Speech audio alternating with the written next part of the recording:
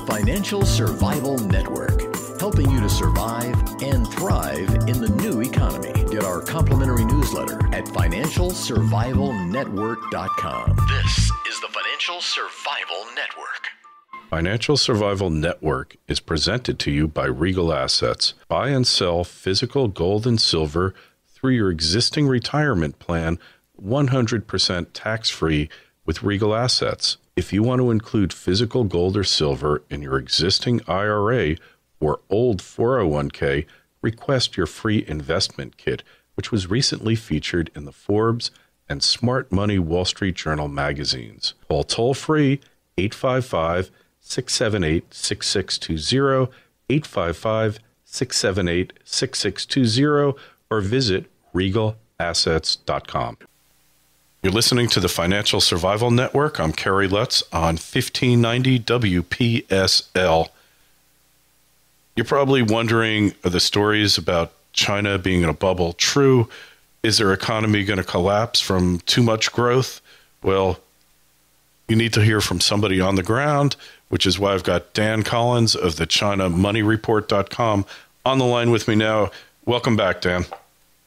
Thanks, Kerry. It's good to be back. So what's going on with China? Like, we're hearing a lot of different stories. 60 Minutes had the largest real estate developer in the country saying that she believed that residential real estate was in a bubble. What's the real story? Yeah, I saw the piece. That was Kathy Zhang, who's a very intelligent lady, a self-made billionaire. I definitely listen to her when she gives her comments.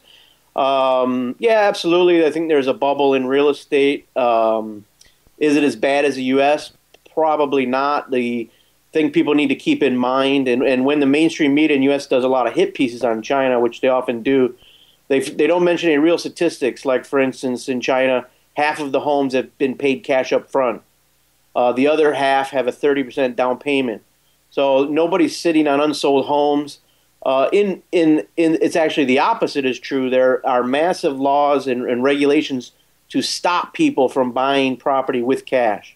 They're trying to drive down prices to control any bubble. Is there possibly a price bubble? Yes, but probably not a credit bubble. Market's been very flat for 3 years. You literally cannot get a home loan for a second house now. So China's putting in a lot of regulations. Has there been overbuilding? Probably, but then you have to go back 10. I've been here 15 years in China. I remember back in the days in 2001, the average family was living 6 to 7 people in a one-room apartment. And that's not a one-bedroom apartment. That's a one-room apartment.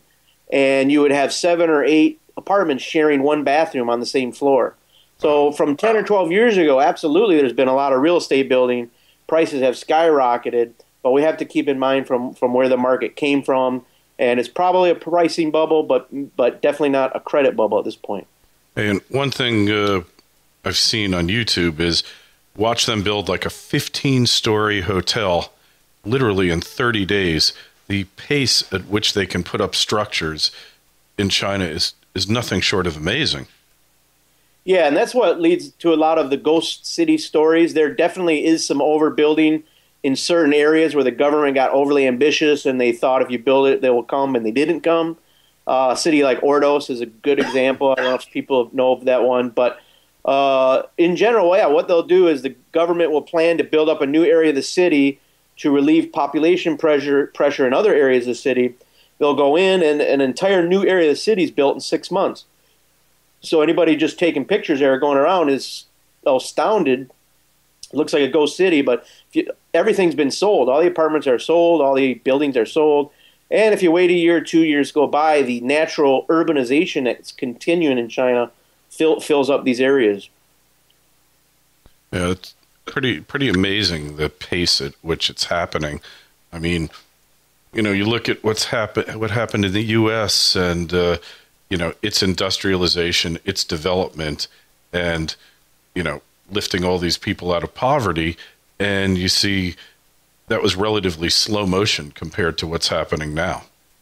Yeah, the industrialization and the building of, China has 70 new international airports under construction right now. They just built the world's largest high-speed train network in 5 years. I mean, the amount of building and the systems here that it's really free market capitalism, and everything gets done so fast. A lot of local government decision making.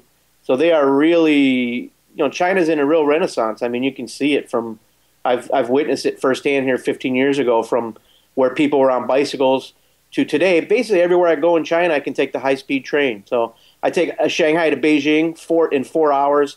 It's like going from Washington, D.C., down to maybe around Atlanta, and I do that in probably even below that, even more south of Atlanta. But do that in 4 hours. It's like 1,000 kilometers. So yeah, you're going 200 miles an hour on the high-speed trains, and you can sit there and work on your laptop. So I mean, their infrastructure now is so far ahead of the United States. New roads, new airports, new buildings, new everything. Mm-hmm. Well, it beats taking an airplane. When you can get that far, that fast, then you think about how long it takes to get to the airport, how long you wait around, if there's delays, and then you hop on the train and you're there. That's pretty remarkable. So, absolutely, yeah. Shanghai to Beijing was a 2-hour flight. It's only a 4-hour train ride. So, absolutely, your point is, yeah, the train's much faster and more comfortable too, of course. Yep. So, what about what's going on with North Korea now? Everyone, you probably have seen the headlines in the U.S. People believe that China and North Korea are all buddy-buddy, and that North Korea is doing China's bidding, basically. Yeah, North Korea is really the hermit kingdom. I've spent some time on the border there in a city called Dandong in China. In fact, I went with the mayor in a boat. We went right along the shore of North Korea. And I could have literally, if I'd hopped out, it would have been on the beach on North Korea. The Chinese side is fully developed, 50-story buildings, restaurants, shops, nice level standard of living. And on the other side, that have done none of these capitalist reforms that China's been telling them to do for 20 years. It looks like from 100 years ago, people look like ghosts. I saw people standing around. Yeah, I mean, China for 20 years has been pushing North Korea just to follow their own example. But North Korea, I think, is actually more afraid of China than it might be the United States, because they basically have a giant on their doorstep, and how to control that is a tough job for smaller countries like North Korea. Do you think China would accept North Korea starting a war? Would they be against that?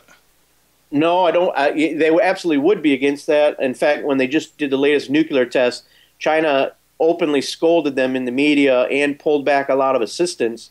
And I think that's why North Korea has stepped up their rhetoric, because they're basically now a giant welfare state, due to hardcore communism. And every time that they need rice imports or cooking oil imports or anything, they need to say they're going to nuke somebody, and then they can get more assistance. But it's really a hermit kingdom. I have some Chinese friends. I know a guy.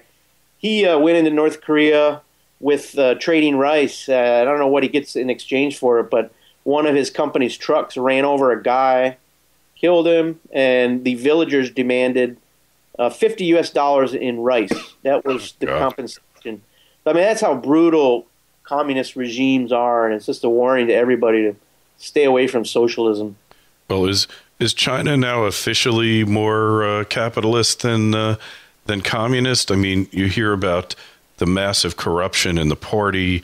The top 60 party leaders are all billionaires, and it makes one wonder, is it a kleptocracy, or are they going towards a capitalist model where fairness, open markets, free prices, and that type of thing rule the day? Yeah, China is, in my opinion, much more free market than the United States. They do have these problems. Their three main problems would be corruption, inflation, and environmental collapse, which is happening to us all around us. They found over 1,000 dead pig carcasses in the Shanghai River the other day. Yeah. They're finding it. Yeah, I mean, so those are the three main areas. But when you go down to the grassroots, basically what happened in China is they starved about 50 million people to death here in the 1960s, because the government micromanaged the economy. They told them everything on what they should do. They told the Chinese peasants how to plant rice, although they'd been planting rice here for thousands of years, and led to a crop collapse. And so they killed 50 million people. By the 1980s, they realized they had nothing. They couldn't even clothe their own people or eat anything outside of rice. So they finally opened up the door to free market capitalism, and everything went. I mean, one of the purest examples of free market capitalism. They control their big industries like oil and gas and banking, but outside of that, it's brutal competition in every industry here. And that's happened the last 20, 30 years, and they've boomed. But I think now China's going to put the clamps on it, and government gives themselves more credit than they deserve for the Chinese economic miracle, which was really developed by the people. And now they'll probably come on and put a lot of Western-style measures on China to clamp down the economy, which won't help. Yeah. Well, it's funny that you say that it's more capitalist than the U.S. because I'm trying to set up a new company for a client, and went to a major bank to set up a bank account there. And mind you, he's been a client of the bank for over 30 years, and you can't believe the grilling that they put him through and the documentation, the interview that he had to go through. And this bank knows him for 30-something years. Is this in the name of preventing terrorism or money laundering? It just seems to be insane to me. Yeah, it's ridiculous. I mean, in China, you can open a bank account in 5 minutes. You could open a company in 2 days. You can build a factory in 6 months. I mean, there's regulations, but they're very easy to go through. There's a very standard, transparent system on how to do everything. There's 1% property tax. 90% of the people don't even pay tax. They don't qualify to pay tax. They collect all their taxes via VAT, very simple, open, 17% off the top line. Whereas the U.S., our tax system's 5 times the size of the Bible, and none of the corporations are paying tax. They're all offshore. So absolutely, when you look at it that way, China is much more free market than the United States. And the United States is run by lawyers and the loopholes and the regulations and the high taxes. It just shut down the economy, and that's what we're living through today. Yeah, no doubt you're right. So if you're an American, you got some money and you want to invest in China, where's the best place to put it? Where would you feel safest investing? Well, for most Americans, I don't recommend Chinese stocks because unless you really know what you're buying. Obviously, I have a newsletter, China Money Report. We have recommendations on Chinese stocks. But Hong Kong is a good place to benefit from China. Just even in cash, you hear in China you get 5% deposit rate, plus you get the exchange rate. So if you do the numbers, you could make gains here 50% or more in 5 years. When you talk about 4 to 5% currency appreciation plus 5% minimum with no risk deposit. So if you need Chinese permanent residence though to do banking in China. So for most Americans, they probably need to look at Hong Kong. Hong Kong's still a good place to enter through China and to benefit from the growth. Hey, and speaking of Hong Kong, what's the Chinese government's attitude towards Hong Kong? It's no longer so important to their economic strategy, is it? No, I mean, Beijing doesn't, it's part of China, but at the same time, they don't trust it with the Western background. They want to develop their own financial centers, Shanghai and Beijing. Shanghai is way behind the 8 ball so far, though, in developing into a financial center because Beijing hasn't released the power. They haven't made the currency convertible yet. The new administration coming into Beijing now looks like these guys are reformers, though. There's a lot of reforms they need to make. They've got to let the renminbi strengthen to knock down inflation. So I think some of the new group coming in seem to be very financial focused and reform minded, so they can put in the policies to help China grow. But Hong Kong is still booming because we're still at the ground phases of the renminbi going global, and I predict will replace the U.S. dollar.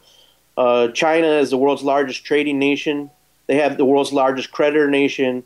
The rest of the world needs Chinese manufacturers, and China needs the commodities. So that's why China's economically displacing the United States and everywhere from Africa to Latin America. You have Chinese companies that are, openly talk about the Chinese heavy manufacturing equipment says in 10 years we'll replace Caterpillar all over the world for heavy machinery, and they're on their way. They make the equipment at 20% of the cost that Caterpillar does. So, so there's the Hong Kong is still a good place. They're still booming. They've got a real residential real estate bubble now they're trying to control, but it's a interesting place. Hong Kong's good because their currency peg will eventually break, and the Hong Kong dollar is going to appreciate rapidly. So one very good safe area for Americans is banking deposits in Hong Kong dollars. And they'll take U.S. deposits in Hong Kong? Absolutely. Hong Kong is one of the freest markets in the world. But I wouldn't recommend holding U.S. dollars. I would put any money there and then convert it to Hong Kong dollar. Because when the peg breaks, and there's a lot of hedge fund guys that have bets on the Hong Kong dollar now, when that peg breaks, it could go up 20-30% in a few days. Wow. So interesting times we're living in. So Dan, people want to find out more about you, send you an email. Where would they go? Yeah, they can go to www.thechinamoneyreport.com. All right. Well, hey, thanks for being back with us on Financial Survival Network, and we'll talk to you again soon. Be well. Thank you. Take care. Fortuna Silver Mines is now a show sponsor. Under President and CEO Jorge Ganoza, it's quickly becoming a world-class silver producer with 2 operating mines and extensive property holdings in silver-rich Peru and Mexico that will help fuel future growth. Started in 2005, it's gone from just 5 employees to over 1,500 today, while keeping its commitment to social and environmentally responsible operations. As of the third quarter of 2012, they've hit 80% of anticipated silver production of 3.7 million ounces and 94% of expected gold production of 17,400 ounces. By mid-2013, the production rate forecast is 5 million ounces of silver and 26,000 ounces of gold. Fortuna is currently seeking accretive M&A opportunities in the Americas. Fortuna is a proven winner with rapidly rising production into the foreseeable future. Their ticker symbol is FSM on the New York Stock Exchange and FVI on the TSX.